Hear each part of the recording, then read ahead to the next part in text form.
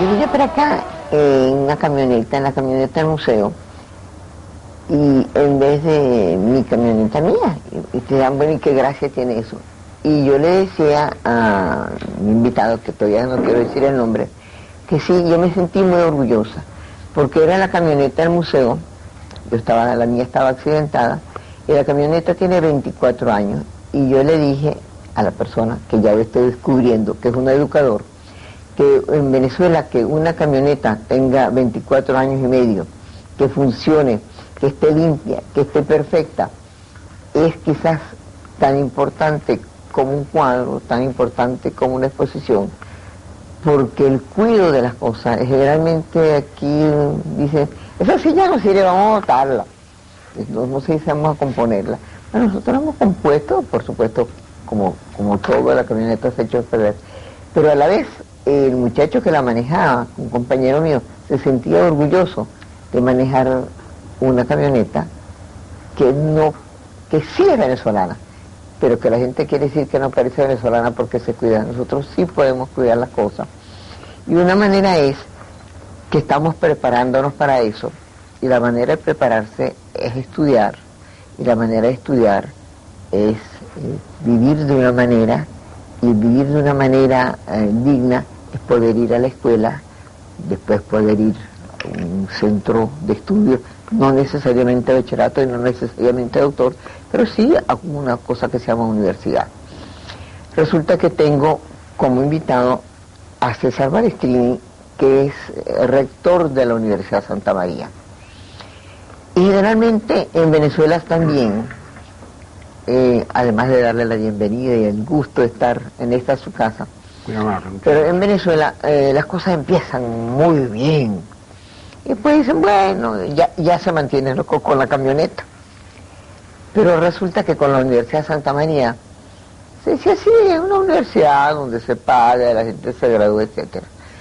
Cuando de repente se está oyendo que la Universidad de Santa María forma parte de las grandes universidades de Venezuela y es nombrada, conocida como de las universidades del exterior. El otro día el padre Ugalde, yo creo que hizo un doctorado ahí, no puede haber mejor recomendación. Se graduó con honores. Sí, bueno, tenía que ser. Y usted tiene de rector ahí desde el año 91.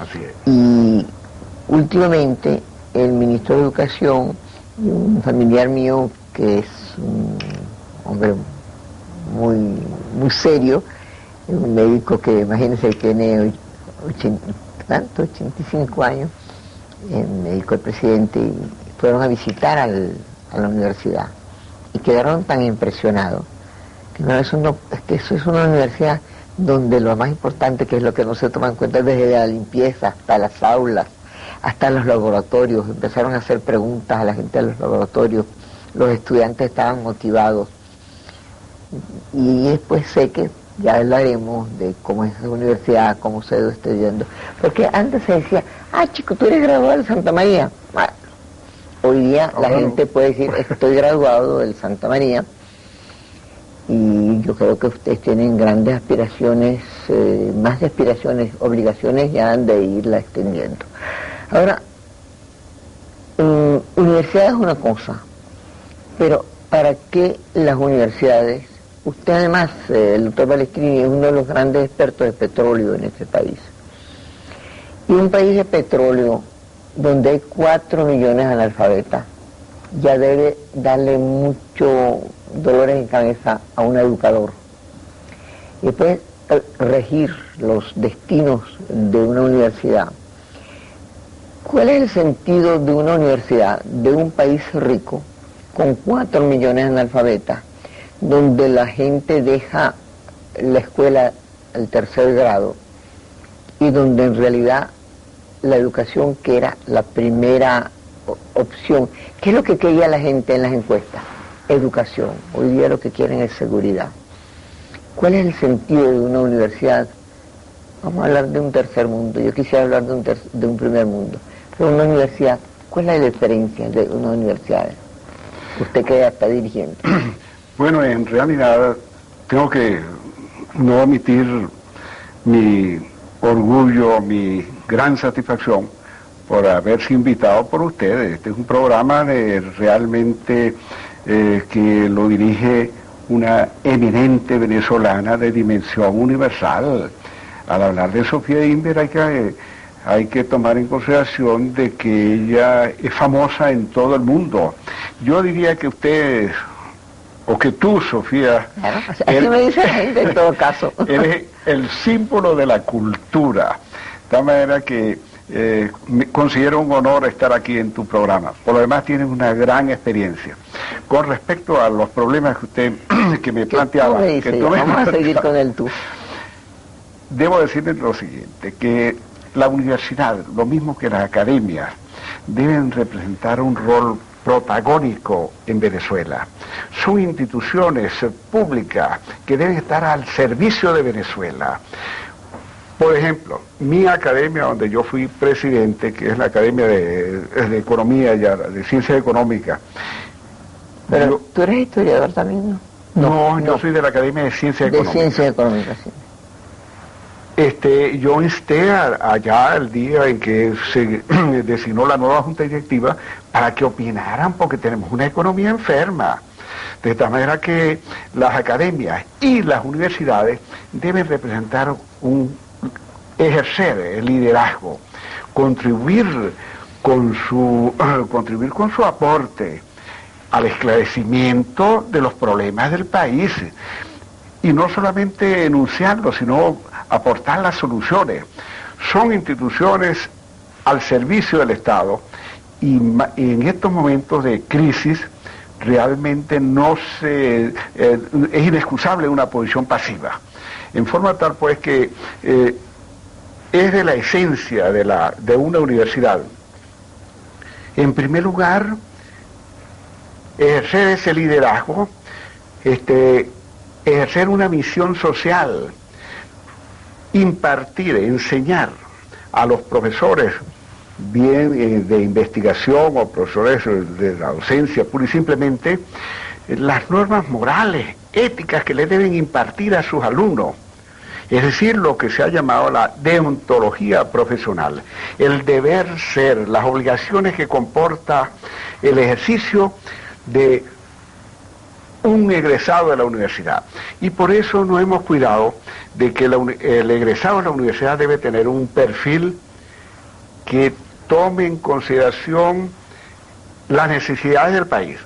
No creemos, por ejemplo, y este es un punto importante, de que efectivamente estoy utilizando una estadística que me aportaron ahí en el Colegio de Abogados, en donde hay unos 6.000 abogados ahora, más 200.000 estudiantes de Derecho, de tal manera que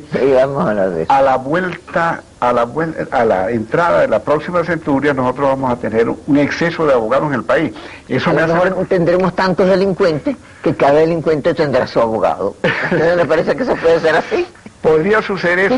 Tú tienes tu abogado, yo tengo mi abogado, entonces como yo no veo que la corrupción está ausente y no estará tan ausente entre unos 2 o 3 años, entonces a lo mejor la naturaleza es muy sabia, doctor Valentini. Fulanito de tal, que es cocainómano, tiene su abogado, el fulanito de tal que roba su carro tiene su abogado. Y entonces cada uno tiene su abogado y se arregló el mundo. Usted dio una solución perfecta. Pero debo decirle lo siguiente, porque yo en realidad soy abogado,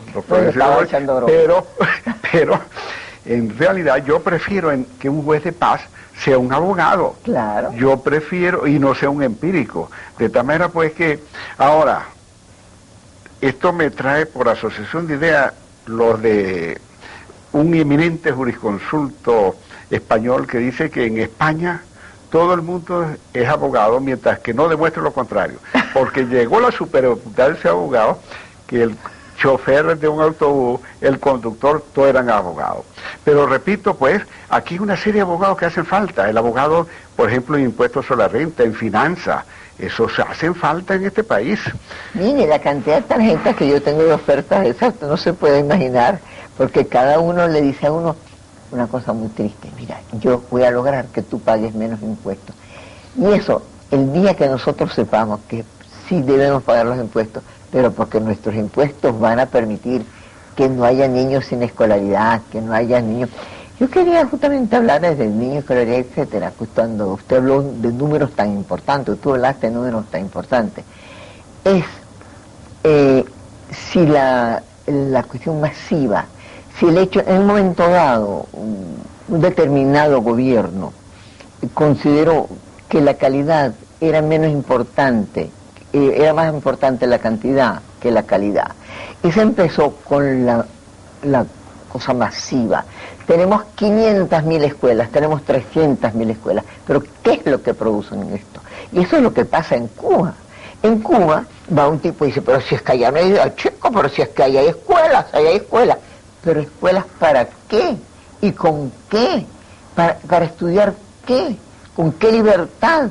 Entonces, por eso pregunto yo, si lo masivo, si el número de escuelas o el número de estudiantes es lo importante, o la calidad de la escuela y la calidad de lo que estamos estudiando. Efectivamente, yo creo que esa respuesta es obvia. Nosotros nos preocupamos por la calidad de la educación, de que el perfil del egresado de la Santa María responda a las necesidades reales de Venezuela. Es decir, ahora estamos observando un proceso de regionalización. Sí. Nosotros, particularmente yo considero que hay dos instituciones que se deben jerarquizar a nivel de regional, que es la escuela. Sí. La escuela debe jerarquizarse en la provincia, eso es fundamental. Lo mismo que el municipio lo es todo, de tal manera que el poder municipal, nosotros y la organización municipal tenemos hasta curso de posgrado de organización municipal. Por lo demás, y que le damos clase incluso a los concejales, y están sumamente agradados porque tenemos una... Pero yo no creo que nosotros estemos tan agradados con nuestros concejales todavía. Pero tenemos que no aceptar una situación como si fuera una posición de resignación. Bueno. Tenemos que mejorar, tenemos que propulsar el cambio con mucho corazón, con el anhelo de venezolano que cree que este país va a tener un futuro mejor.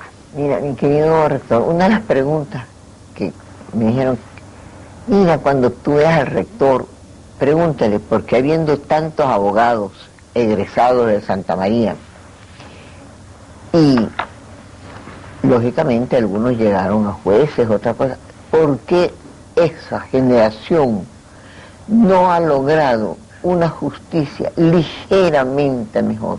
Porque esos egresados de Santa María, porque son la cantidad de abogados que ustedes han graduado son muchos, no han logrado jueces yo no sé, que yo no conozco la jerarquía de los jueces, porque no se ha sentido dentro de ese sistema horrendo que es la justicia en Venezuela, donde ningún venezolano siente que puede tener alguien que lo proteja en su justicia. Ustedes no han logrado eso, porque usted me habló de una cosa muy interesante, del perfil que debería tener un condicional, estoy diciendo, el que egresa de una cosa que se llama el derecho. Imagínense, el derecho significa el derecho a la salud, el derecho a la justicia, el derecho a todas estas cosas que se llaman los derechos humanos, que al parecer que el tocarlos produce roncha, porque no se tocan. ¿Por qué? ¿Cómo van a lograr ustedes que de verdad en 5 o 10 años esos abogados que salgan sí nos hagan creer que podemos nosotros tener derechos humanos, o por lo menos aspirar a que algunos se cumplan? Bueno, yo le diría lo siguiente, que nosotros allá en nuestra universidad tenemos una gran facultad de Derecho. Yo no tengo duda que realmente ahí trabajamos en equipo, que en el año judicial, yo voy a la Corte Suprema de Justicia cuando se inicia el año judicial. Ajá. Y el único rector que va ahí soy yo. ¿Por qué? Porque en la universidad está volcado todo el Poder Judicial. Ahora, ¿cómo lograr que la justicia, la administración de justicia en Venezuela funcione eficientemente? Bueno, esta es una labor de todos los poderes del país, labor del Congreso, por lo demás muy, muy necesario, porque lo primero que tiene que preocuparse un país, incluso en este periodo que deseamos atraer inversionistas, porque tenemos que reactivar la economía. El sector privado es vital en el crecimiento de la economía desde el punto de vista del empleo, etcétera. Y desde el punto de vista también, desde el punto de vista de la educación.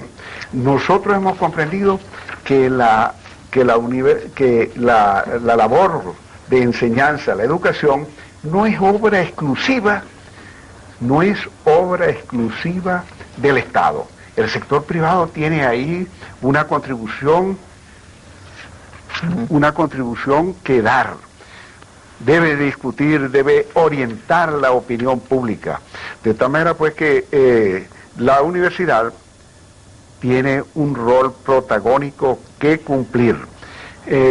Yo le dije antes que el municipio hay que darle... Lo que usted dice es la línea, porque usted va a Boston, por ejemplo, digo Boston porque es Estados Unidos más cercano a nosotros, y usted siente lo que es el poder de la universidad.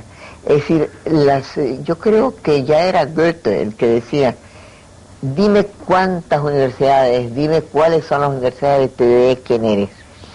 Y yo creo que podemos estar orgullosos de decir que ya contamos con una universidad más, con lo cual antes no se contaba, y eso es mucho mejor, decir que se ha progresado y que se ha llegado a un punto que vamos a llamarlo Omega, porque justamente vamos a hablar de Omega, se me ocurrió que podemos hablar de Omega al hablar de la ciudad universitaria, el tiempo, porque yo uso el Omega Constellation porque da el tiempo, y si algo es importante es que el tiempo puede permitir que la gente evolucione, que la gente mejore. Si la gente no es puntual, no va a mejorar. Si la gente no ve la hora y dice, voy a llegar 10 minutos, y eso es corrupción. Llegar 15 minutos más tarde, todos los días a un trabajo, significa 15 minutos en la mañana. Y irse 15 minutos en la tarde hace que la persona trabaje media hora menos. Eso es tan corrupción como cualquier otra cosa. Si usted tiene un reloj, en este caso, la verdad es que yo tengo dos, pero en este caso muestro el Omega Constellation, que es el que uso toda la vida, y lo tiene la gente Cupelo, que por cierto son del mismo origen que el doctor César Balestrini, son de origen italiano, gente trabajadora y cumplidora de la hora. Sí, doctor Balestrini. ¿Usted le permite a sus estudiantes que lleguen tarde a clase?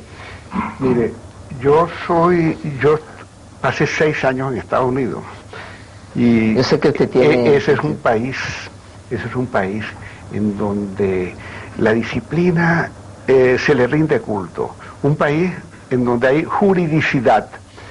Bueno, después que yo pasé allá me di cuenta que es preferible llegar antes a una cita que después. No, si usted me dijo, yo voy a llegar un poquito antes. Exacto. Es que uno además está más cómodo. Así es. Pero yo quiero retomar el punto de la misión de la universidad. Bueno, nosotros en la universidad, la clave es el hombre. El hombre, hay que preparar los recursos humanos de alta calificación, Sofía. Venezuela requiere el desarrollo tecnológico y científico, de tal manera que... Pero lo requiere, ¿pero de dónde? Si no llega, yo no sé si ustedes, y ojalá lo puedan comunicar aquí, pero hay universidades y inclusive bibliotecas que no reciben revistas ni científicas, ni plásticas, ni médicas desde hace más de 2 años, porque no pueden estar suscritas porque no tienen dólares.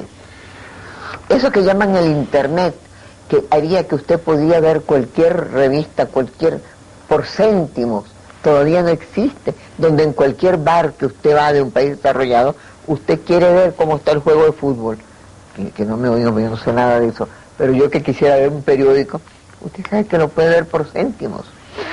Ahora, es muy cierto lo que usted dice, están sumamente caros los libros, la bibliografía, usted lo que significa, no solamente los libros, sino los insumos que requiere la universidad. Por ejemplo, nosotros tenemos una excelente facultad de odontología ya.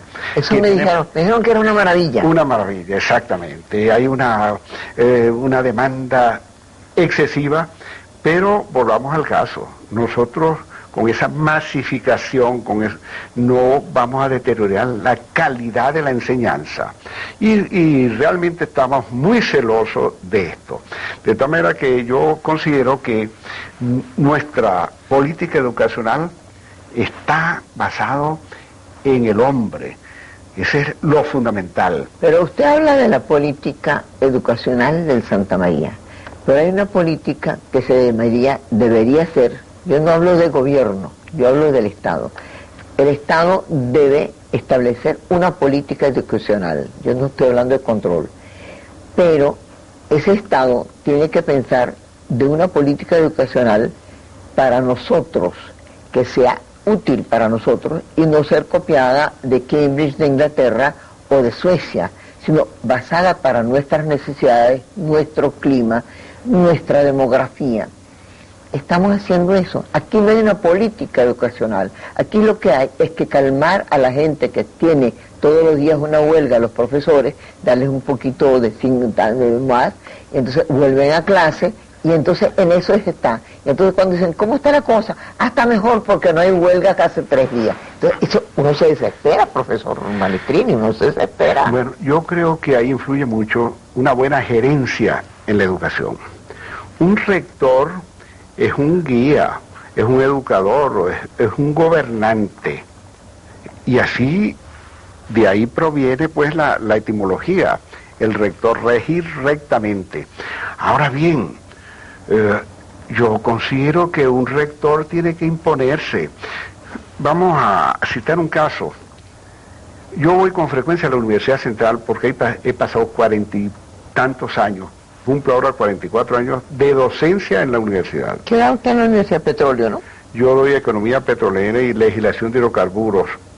He dado siempre en todas las facultades. Aquí vi yo a un director que me dijo, usted me dio clase allá en la escuela, nuestro gran Fernando, en la Escuela de Estudios Internacionales. amable y bien educado, cosa Exacto. muy importante. Yo me acuerdo que yo me levanté, iba a las 7 de la mañana a esa escuela que funcionaba muy bien. Y dije, señores, ustedes son diplomáticos, ya la época del whisky, de las genuflexiones pasó, usted tiene que saber de petróleo. Esto es muy sabroso. Bueno, eso también, eso está bien. Yo me acuerdo de el difunto Pérez Guerrero, y él lo que hacía era poner un poquito de Coca-Cola y tal. Yo lo he visto algo peor, se lo echaba a las maticas y eso es antiecológico. Es mejor tomárselo. Exacto. Bueno, esto hasta los médicos lo recomiendan, sí, para avivar la mente. Por lo menos uno lo justifica diciendo que es el médico, ¿no? Bueno, de tal manera que eso es muy importante. La universidad nuestra ha trabajado tesoneramente. Yo he prohibido, bueno, no prohibido, porque eso me suele Ay, qué bueno que esa palabra a jefatura a verboten. Pero, a propósito de esta digresión, mire, aquí en Venezuela yo me he convencido de que no hay que tener una voz muy suave, porque nos confunden. Yo en eso si es muy suave, nos confunden en el sentido que somos débiles. También, no, somos débiles. Andar como este presidente, el viejo Roosevelt, que hablaba muy suavemente, pero tenía un garrote atrás. Es decir, que nadie se equivocaba con él, decía, speak softly. Speak softly, but speak behind you. Eso me parece que efectivamente eso aquí en Venezuela lamentablemente es necesario. Y no solamente eso, sino hacer un seguimiento. Yo doy una orden en la universidad, porque yo soy muy celoso de lo que estábamos hablando, que es fundamental, de la disciplina. Yo llamo a un vicerrector, llamo a un decano y no lo encuentro, inmediatamente lo llamo. Voy allá y por supuesto encuentro toda la oficina invadida por gente extraña. Y entonces digo, usted se sale de aquí, usted está perturbando y tal, e inmediatamente llamo y ya se ha hecho popular ese reclamo. Digo, yo no creo en escritorio vacío. Pero ¿quién hace eso? Eso lo hace quien cumple. Yo estoy desde las 7:30 de la mañana hasta las 9 de la noche, salvo que esté fuera representando a la universidad. De todas maneras, es lo mismo que la cuestión de los ascensos. Señores, para ascender es necesario presentar un trabajo de grado en su respectivo escalafón. ¿Cuántos alumnos tienen ustedes ahí ahora? Bueno, tenemos algo así como unos 35.000 estudiantes. Es una pregunta muy buena porque realmente cada estudiante es un problema, pero sin embargo la universidad es para los estudiantes. Algunos profesores que no entienden la posición de su alto rango. Señores, nosotros tenemos que preparar a los egresados. Algunos profesores tratan de ser sumamente rígidos y hasta enemigos del estudiante. Yo los llamo, les digo, usted no puede ser. La primera condición de un profesor es ser amigo del estudiante, atraerse al estudiante, saber que esta universidad está al servicio de los estudiantes. Es nuestro insumo fundamental. ¿Y cuál es la facultad que ustedes tienen, que en este momento no hablemos de derecho, que usted siente que se acerca más a lo que sería lo óptimo? Bueno, ya yo dije que... Biología me dijo usted, ¿no? Odontología, me parece que realmente es una facultad modelo. Lo mismo que farmacia. Farmacia está muy bien organizada. El doctor Rincón Gutiérrez lo encuentro con mucha... Habló también de que ustedes estaban haciendo medicina genérica. Exactamente. Sí. Entonces, él me dijo, señor, amigo, lo primero que nosotros debemos contar con ustedes es en la producción de medicina genérica. Pero usted sabe que hay que explicar lo que es la medicina genérica. Hay un rechazo de la gente normal, creyendo que cuando usted le da el ácido, como se llama la aspirina, para no equivocarme, y no le llama aspirina, ya no es la misma aspirina, es la misma aspirina, pero mucho más barata, porque no han tenido que envasarla, no han tenido... Entonces yo creo que una vez más le toca a la universidad es explicar, como a los gobiernos. Cuando se explica, se entiende. Como aquí ni los gobiernos ni nadie explica. Y educar al consumidor, que es el pueblo, claro, ¿verdad? Porque al fin y al cabo el pueblo ahora tiene que cuidar mucho sus ingresos, porque la inflación... ¿Ingresos? Usted como que no sabe lo que es eso, como ya no hay ingreso, ahora lo que hay es puro egreso y egreso. Exacto. Ya no queda tampoco de eso. En esa situación, pero pensaremos pues de que la inflación disminuya el ritmo de crecimiento, porque yo creo que si a mí me preguntaran los problemas fundamentales que tiene el gobierno, es sencillamente el déficit fiscal, la inflación sobre todo. Yo creo que la inflación es el flagelo que debemos combatir enérgicamente, porque usted no puede guardar dinero ni en el banco, ni en el colchón, ni en ninguna parte. Porque cuando... No diga dónde, porque si dice dónde lo vienen a buscar allí. Así es. ¿Usted sabe por qué yo cogí esa hoja y las enseño aquí? Porque el profesor Balestrini, tiene 40 años yendo a la universidad. Y aquí preparó como un estudiante lo que él creía posible de los temas que vamos a hablar. Yo tengo, 37 televisión y yo preparo mi programa con una guía, exacto. Por ejemplo, los que creen que no es así, no se puede trabajar. Eso a mí me emocionó mucho, porque usted no la necesita, ni yo tampoco. Exacto, pero muchas veces, si confiamos todos a la memoria, se nos escapa un punto importante. No, se nos van a escapar mucho. Por ejemplo, mire, el crecimiento de las universidades. Yo tengo un cuadro comparativo en que las universidades que existían, en el año 58, eran 6 universidades. 6 universidades y 11.000 estudiantes.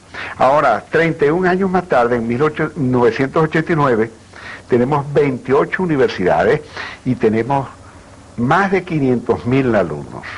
De tal manera que ha habido una explosión estudiantil y ha habido pues una proliferación de buenas universidades en donde el sector privado de la estructura de la educación superior, pues yo diría que ha sido objeto de una valoración.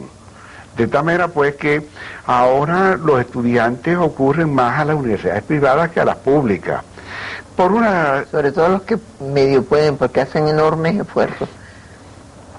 todo el mundo puede ocurrir a la Universidad Central porque es gratuita. Pero es muy difícil entrar, lo mismo, en todas las universidades es muy difícil entrar. Bueno, y además vienen con un promedio muy bajo, porque vienen de una escuela ya o bien del bachillerato y de la primaria de muy baja calidad, con errores ortográficos. Hoy me mandaron un trabajo de periodismo. Ha tocado un punto de sumo interés. Sí, dígalo usted mejor que yo. Mire, leer y escribir es algo sumamente raro que usted encuentre un egresado de la universidad que sepa leer y escribir. Eso es verdadita. Y estuve viendo unas pruebas.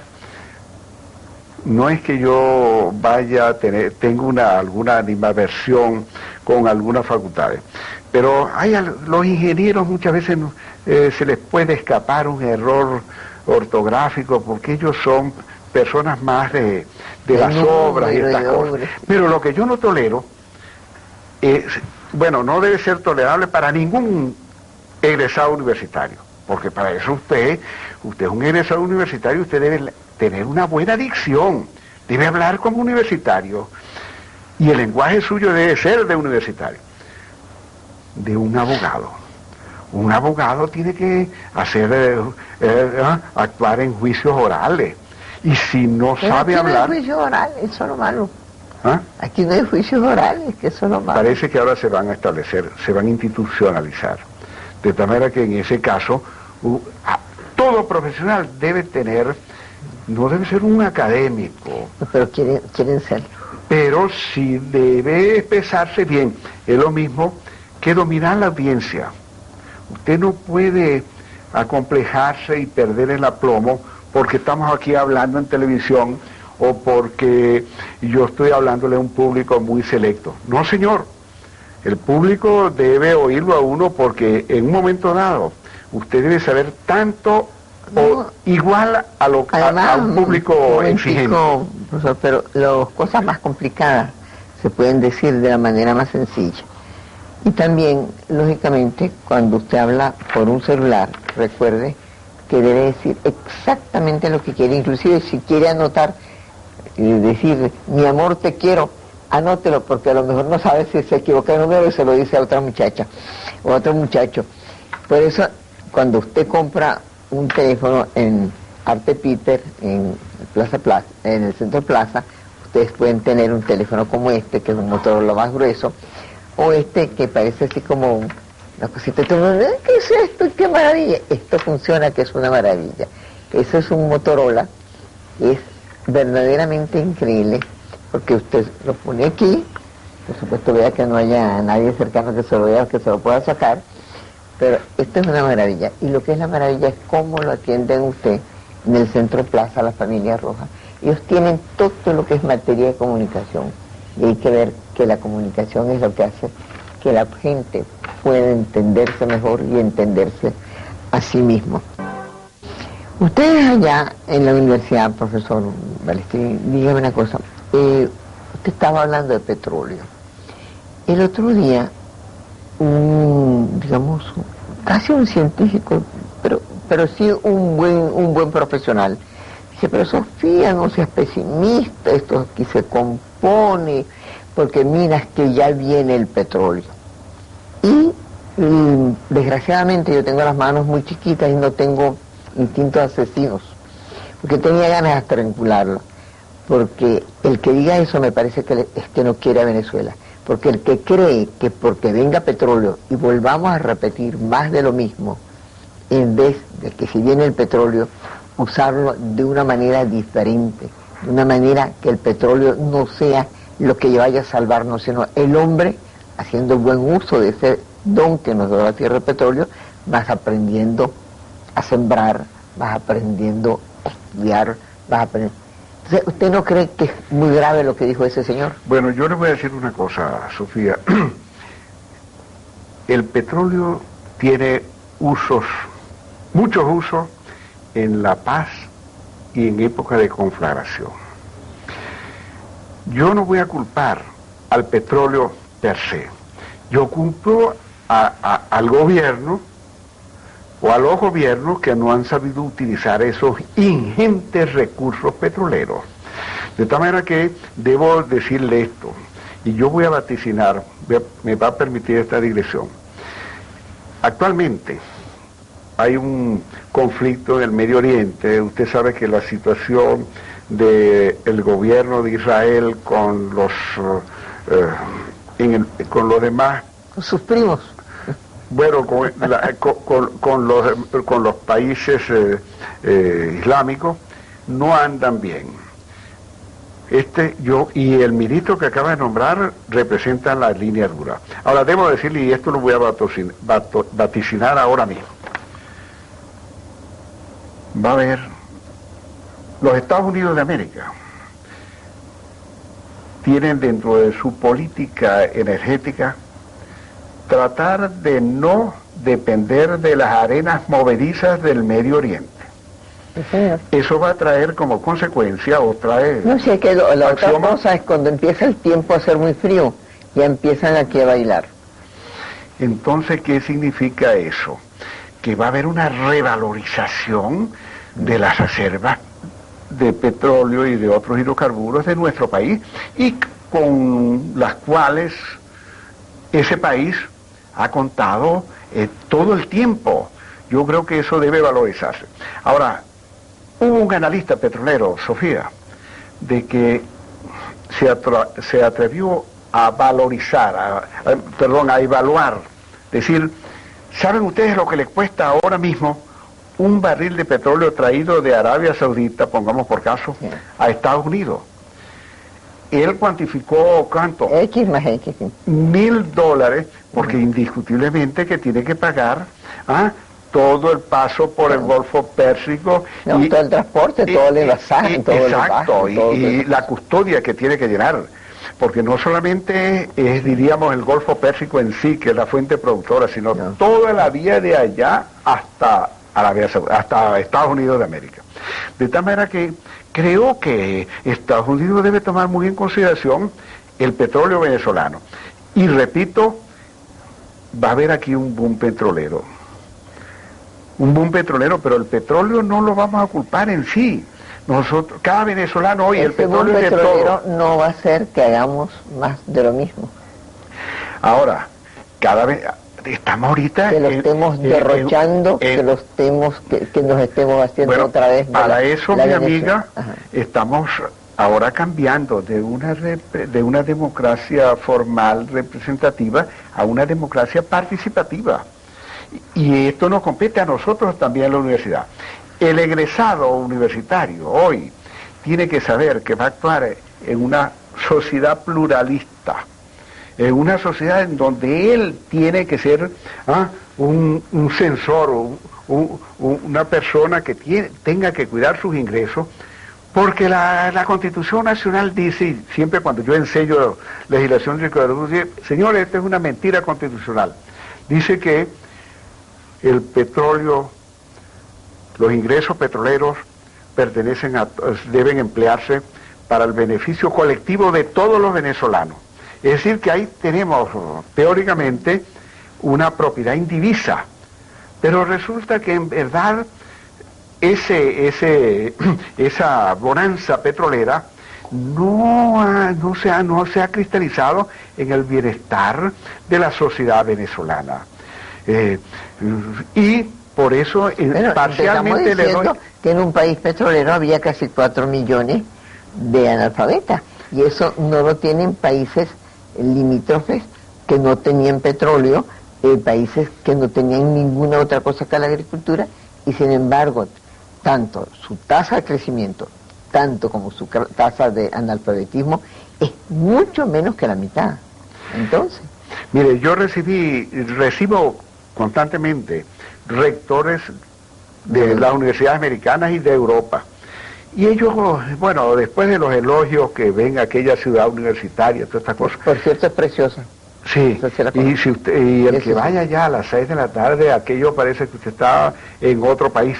No, estamos en Venezuela. Dicen, bueno, es que aquí, ¿qué van a hacer los muchachos, los estudiantes allá a la ciudad? A perder el tiempo. Tienen una universidad muy seria, una universidad que les da todo un clima muy apropiado, de tal manera pues que nosotros... Hay que decir que ustedes tienen otra en Puerto La Cruz y que están haciendo una gran ciudad universitaria. Bueno, ¿no? aquí tenía este punto, que en realidad nosotros tenemos dos grandes sedes. Bueno, aquí en Caracas ¿La Urbina? tenemos la Urbina y tenemos la Florencia y tenemos aquí la antigua sede de la universidad aquí en El Paraíso. Las dos se han transformado estructuralmente, pero lo que me agrada más anunciar es que los estudiantes se sienten sumamente satisfechos, identificados con la universidad, y nos hemos preocupado por esto, de que ya el estudiante no puede ejercer la profesión con el puro hecho de haber terminado los estudios del subsector de la universidad, es decir, los estudios formativos. Sería una irresponsabilidad de que un estudiante se abocara al ejercicio de la profesión sin haber hecho una especialidad, un magíster o un doctorado. ¿Ustedes van a hacer medicina, biología, etcétera, o no? Bueno, usted sabe que nosotros estamos en el año 53 Sí. y estamos pensando en muchas cosas. Bueno, pero no están pensando, han hecho muchas en cosas. medicina ya la hemos planteado.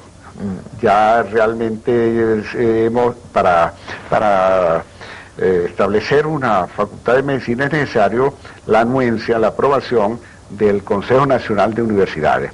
Ya prácticamente ya hemos planteado esto y realmente esto viene desde el año 53. Con odontología no tuvimos problemas porque fue autorizada la Facultad de Odontología desde el año 53, de tal manera que lo que nosotros participamos fue una reapertura de la Facultad de Odontología.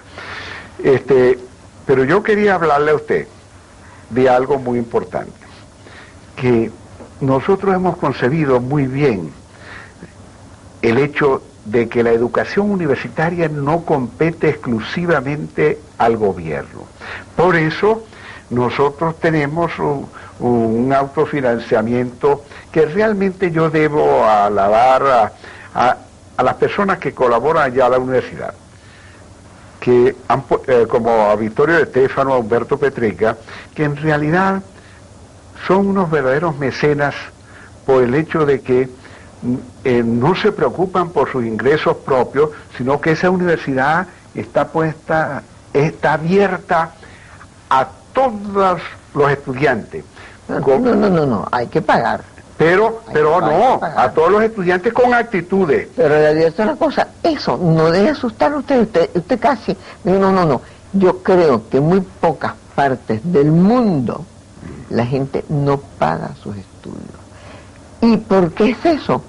Porque al no pagar sus estudios tampoco hay esfuerzo. Cuando el estudiante viene desde abajo y tiene que hacer un esfuerzo, pero sabe que es un esfuerzo que va a dar resultado. Pero si no, entonces claro, pues yo puedo ser encapuchado, porque yo puedo hacer esto, porque yo puedo no dar clases. A mí me decía un director de museo, usted sabe que por desgracia aquí los museos son gratuitos. Yo le digo el nombre, Fernando Gamboa, uno de los grandes museógrafos de Sudamérica y mexicano. Una hojita, cóbrela, porque si no se limpian los zapatos con él. Aunque sea un bolívar. Bueno, perdón, yo no he querido decir que sea enteramente gratuita. Sí. Tiene que pagarse. Incluso yo no soy partidario de la gratuidad que tiene la gratuidad no es tan buena. En las universidades públicas. Hay que estudiarla. Tiene que pagar. Es más, yo creo que por el hecho que no se pague, eso origina que hay muchos líderes estudiantiles que no aprueban sino una materia cada 5 años o lo que sea. Eso no puede permitir. Eso no se puede permitir. Si él tuviera que pagar sus estudios, o sus padres, cosa que ya no deberían, porque un muchacho en tercer cuarto año debería hacer algo, debería hacer sus estudios. Ahora, por ejemplo, voy a hablarle a propósito de estudios, que todo el mundo quiere que su hijo sea doctor o sea abogado, y no una serie de oficios muy dignos como técnicos. Por ejemplo, los Pirelli en Venezuela, ellos en Valencia, ellos tienen más o menos 1000 empleados a los cuales les dan una posibilidad de que sean después graduados de técnicos, de altos técnicos en lo que ellos son, porque Pirelli es una de las grandes empresas del mundo. Y ellos tienen magníficas relaciones con esos obreros que luego son estudiantes, que luego terminan algún tipo de graduación y aprenden un oficio, ganan bien, pero además Pirelli ha creído mucho en el arte y en la creatividad. Y nosotros estamos haciendo el tercer Salón Pirelli, donde van a concursar gente menores de 35 años, porque Venezuela está formada por gente demasiado joven. Así como los países europeos, algunos han tenido cero crecimiento y se han envejecido, nosotros tenemos demasiado gente joven, muchísimo más de lo que debería tener para un país que se quiere desarrollar bien, pero vamos a tener gente menor de 35 años, y porque la cultura rueda en pie. ¿Es por el arte, doctor Balestrini? Nosotros, toda universidad desarrolla 3 tipos de actividades: la actividad docente, sí, la actividad de investigación y lo que se llama la extensión, las actividades de extensión, que ahí abarca todo un abanico de actividades. Por ejemplo, el deporte. Nosotros estamos en la primera categoría en deporte aquí en Venezuela. La Universidad de Santa María cada rato me llegan allá con trofeos. Y qué bueno. Por supuesto no podemos descuidar esto. Tenemos unas personas muy idóneas en arte. Usted sabe que es hasta difícil eso, de asegurar... ¿Cómo que hasta difícil? Exacto. Conseguir la persona idónea que capacite incluso a los jóvenes de temprana edad, que tú estabas hablando de algo muy importante, la deserción, sí, de los jóvenes que no saben hacer nada de paso. Hay que, a la par de la enseñanza formal, hay que educarlos en cuestiones prácticas, en cualquier cosa, pero lo que sea, pero bien y terminado, es decir, que sepan lo que están haciendo. Exacto, que de forma tal de que cuando se salgan de la universidad, porque sea una deserción que nosotros llamamos temprana, ya tenga el muchacho un oficio y que le permita estar ocupado y no se dedique pues a lo que todos sabemos que son realmente cuestiones que nos causan mucha depresión, saber que la juventud está descarriada, porque es otra cosa que debemos poner muy en claro. Es que también, yo no sé, pero esa escuela que empieza, es decir, los que pueden ir en autobús, yo por ejemplo cuando hacía el programa muy temprano en la mañana, 4:30, los muchachitos rodaban en esos autobuses, los que tenían autobuses, entonces llegaban por supuesto, como ellos sabían, y se terminaban a la 1. Las madres hoy día trabajan, entonces de 1 hasta las 7 de la noche están solos, no saben lo que hacer, ¿no? Eso es horrible. Y ahora los dos, el problema educativo en Venezuela es demasiado complejo. Y en mucha parte del mundo se ha dividido la parte educativa, es que por un lado hay la parte de la administración. El ministro no tiene por qué estar hablando con los huelguistas y resolver los problemas a los huelguistas, ni cuanto eso, sino el ministro debe dar políticas educativas. Y entonces una persona de la administración educacional ocuparse de todo lo que es la parte económica, porque es imposible, lo mismo en medicina, es decir, no tiene que ser un médico el que sea ministro de Sanidad, tiene que ser un señor que sepa de cómo se administran los hospitales científicos, hacerla la parte de los médicos, bien sea la parte parasitaria en Venezuela, de las enfermedades tropicales, pero una sola persona no puede a la vez atender a 95 sindicatos y a la vez ocuparse de una política educacional. Bueno, yo creo que el ministro de Educación, don Antonio Luis Cárdenas, está tratando de desburocratizar aquello, de simplificar la labor del ministerio. Por lo demás, tú estabas hablando de un punto muy importante. La universidad, mi distinguida amiga, es un corte transversal del pueblo venezolano. La universidad no es un enclave, no es un estanco. La universidad representa todo lo que existe en el pueblo. Lo que pasa es que la universidad debe representar a Venezuela o Venezuela representar, es decir, parecerse a la universidad. ¿Cuál de las dos imágenes te gusta más? Y con eso terminamos. Bueno, pero es que yo quiero también dar un mensaje Bueno. Que usted me lo permita. Sí, pero yo no mando. Daniel Bueno, Padilla, aquí, mira. Pelucho, yo aquí soy una pobre alumna. Un mensaje rápido. En primer término, la ley de educación nos coloca en una posición disminuida frente a las otras universidades, las universidades privadas, así sean de mucha categoría. Estoy hablando, y siempre este es un tópico que hablo con el doctor Luis Ugalde, que nos sentamos juntos allá en Cerebú. No es posible que un estudiante tenga un voto 100 y que un rector tan importante de representante de una ilustre universidad como es la Universidad Católica Andrés Bello, y por qué no decir la mía, nosotros tenemos el 1% del voto de un estudiante. Yo no quiero subestimar la representación estudiantil, todo lo contrario, deben tener esa representación, pero no, nosotros tenemos que abogar por la capiti diminutio, o sea, esa posición disminuida que tenemos. Y el último mensaje que voy a decir, que usted me lo van a permitir, es que yo a la juventud venezolana le recomiendo, pero enfáticamente, la computación y el inglés.